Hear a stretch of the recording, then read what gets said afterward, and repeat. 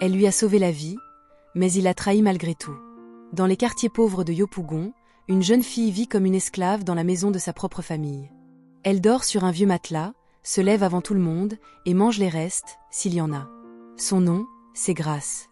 À 22 ans, elle lave les habits de sa tante chaque matin, comme une servante. Pourtant, à 6 ans, elle vivait dans une villa à Cocody, avec 2 parents puissants et aimants. Son père était juge, sa mère chef d'entreprise. Puis, un jour, un mystérieux accident de voiture a tout emporté. Depuis, elle vit chez sa tante, qu'il appelle la fille du malheur. Son oncle, lui, la regarde avec mépris, car elle rappelle ce qu'ils n'ont jamais eu, l'argent. Elle n'a pas d'amis, pas de liberté, juste un vieux téléphone cassé pour rêver sur Instagram. Jusqu'au jour où elle sauve un inconnu, ensanglanté au bord de la route. Elle arrête un taxi, vide ses maigres économies pour qu'il soit soigné.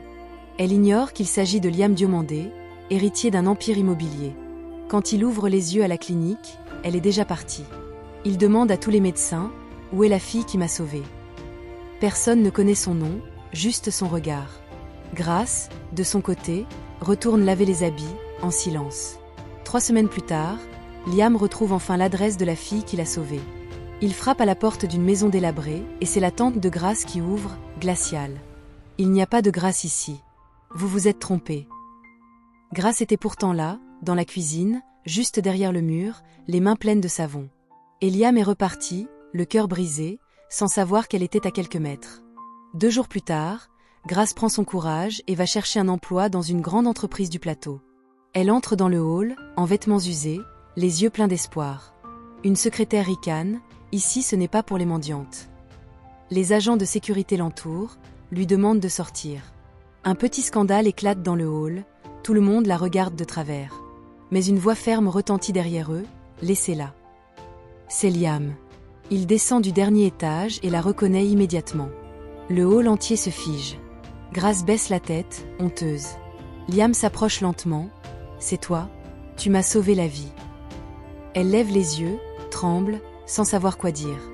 Il l'emmène dans son bureau privé et lui sert un verre d'eau. Tu m'as trouvé au bord de la mort, et maintenant je te retrouve au bord du mépris. Elle éclate en sanglots. Il lui propose un poste dans son entreprise, sur le champ. Elle accepte, la gorge nouée. Grace découvre alors un monde qu'elle croyait réservé aux autres. Robe, parfum, avion privé, dîner chic, elle renaît. Mais elle reste humble, loyale, discrète. C'est là que la fiancée de Liam entre en scène. Eliane, mannequin célèbre, sent que Grace est une menace. Une nuit, elle fouille le téléphone de Liam et voit « Merci Grace. Tu es spéciale ». Elle explose de rage et jure de détruire cette fille. Le lendemain, une vidéo truquée circule, accusant Grace de vol d'argent. Tout le monde y croit, même Liam. Il la vire publiquement, humiliée devant les employés. 3 semaines plus tard, il découvre la vérité. Grace est innocente et porte son enfant. Mais elle est déjà partie pour Paris, héritière légitime de la fortune de ses parents. Liam, seul, regarde la mer depuis sa villa. J'ai perdu la femme qui m'a sauvée et mon propre fils. Commente et partage la vidéo à un ami et à 5000 likes, je vous donne la suite.